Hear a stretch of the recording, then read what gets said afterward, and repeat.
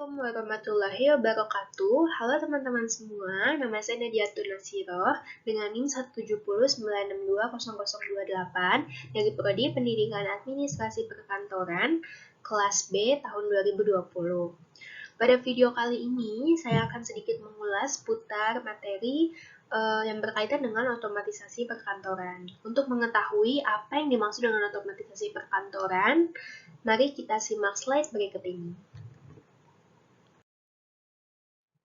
Di sini terdapat daftar isi dari presentasi atau dari materi yang akan kita bahas. Yang pertama itu terdapat hakikat otomatisasi kantor.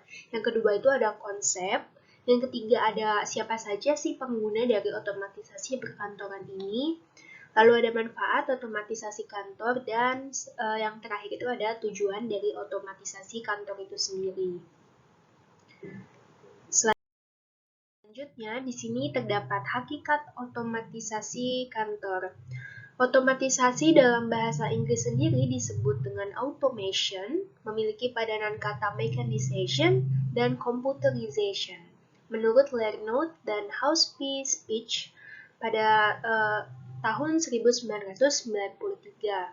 Selanjutnya, automation memiliki dua makna, yaitu yang pertama, the use of automatic equipment to save mental and manual labor, yang di bahasa Indonesia kan memiliki arti penggunaan peralatan otomatis untuk menghemat pikiran dan juga tenaga.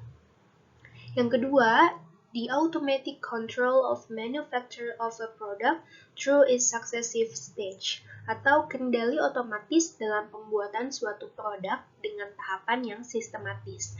Dari pernyataan ini kita sebenarnya sudah bisa menyimpulkan bahwa otomatisasi kantor sendiri itu adalah kalau boleh diceritakan itu sebagai komputerisasi dari suatu perkantoran itu sendiri ya.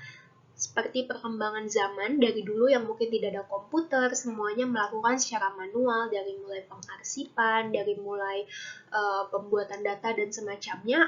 Otomatisasi kantor sendiri ini adalah penggunaan peralatan otomatis ya, seputar peralatan kantor, mungkin itu komputer, laptop, internet, dan yang lain sebagainya untuk membantu para pekerja atau para karyawan dalam meningkatkan kinerja kerja juga ya pastinya.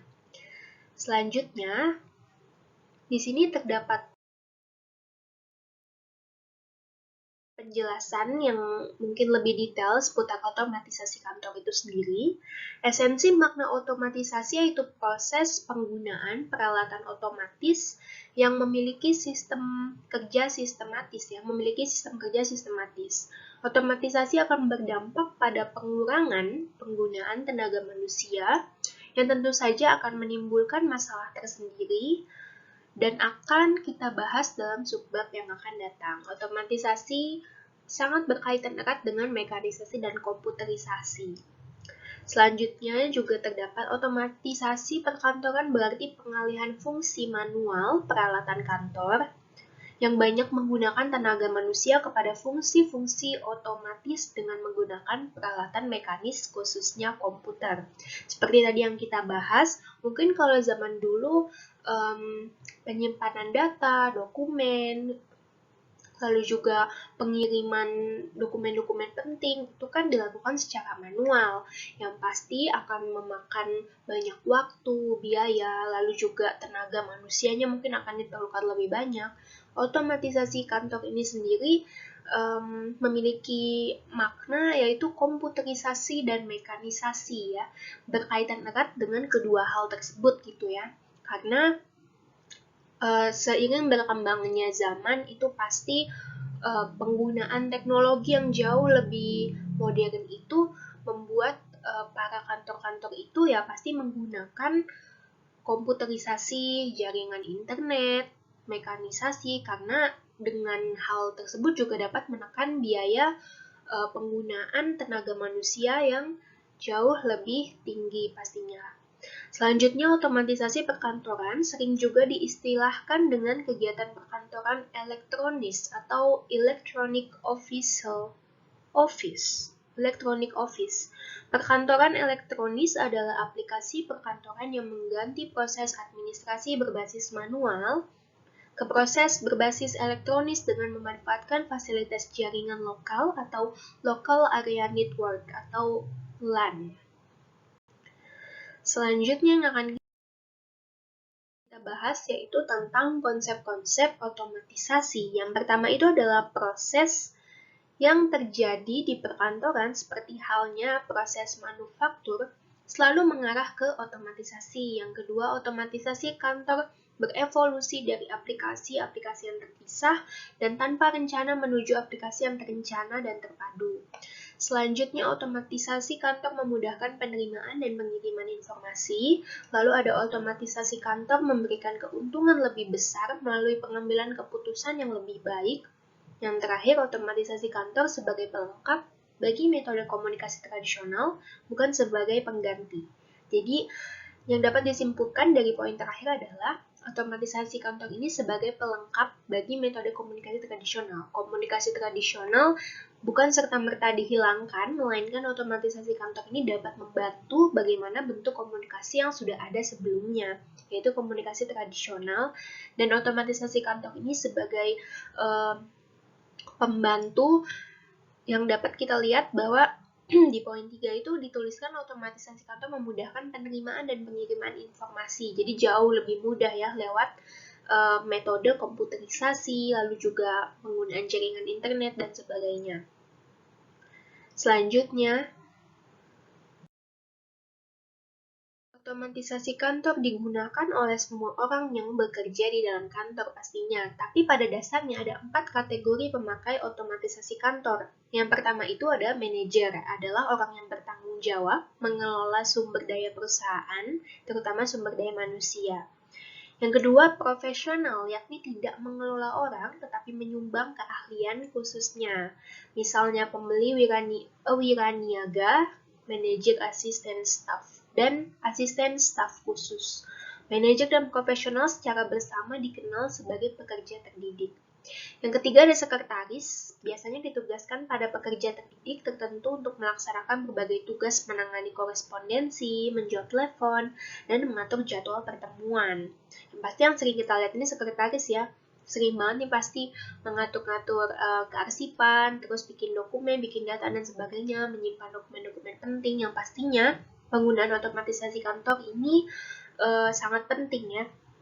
Yang terakhir ada clerical employee, yaitu pegawai administratif, melaksanakan tugas-tugas untuk sekretaris seperti mengoperasikan mesin fotokopi, menyusun dokumen, dan mengirimkan surat.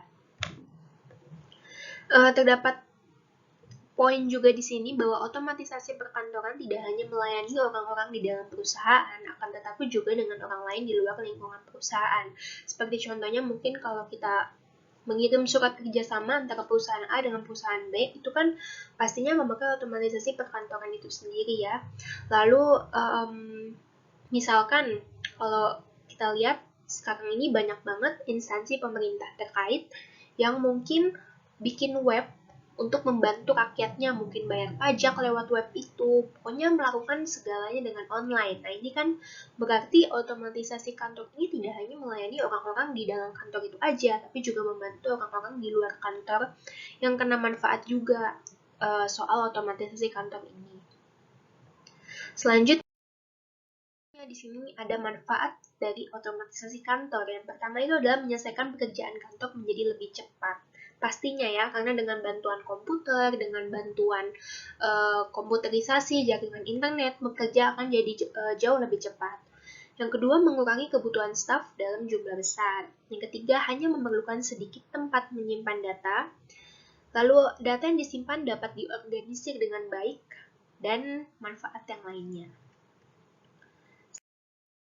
Selanjutnya ada tujuan otomatisasi kantor. Pengotomatisasian kantor juga memiliki tujuan sebagai berikut. Yang pertama, penggabungan penerapan teknologi.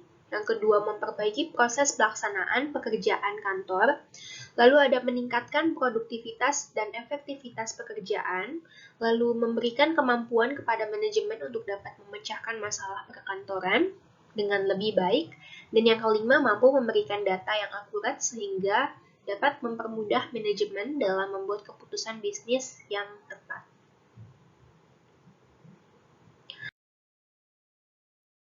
Baik teman-teman, kita sudah sampai di penghujung materi seputar otomatisasi kantor. Ini baru dasarnya saja.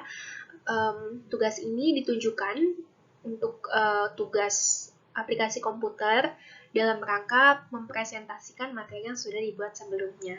Terima kasih kepada teman-teman yang sudah menonton. Sampai jumpa di video berikutnya.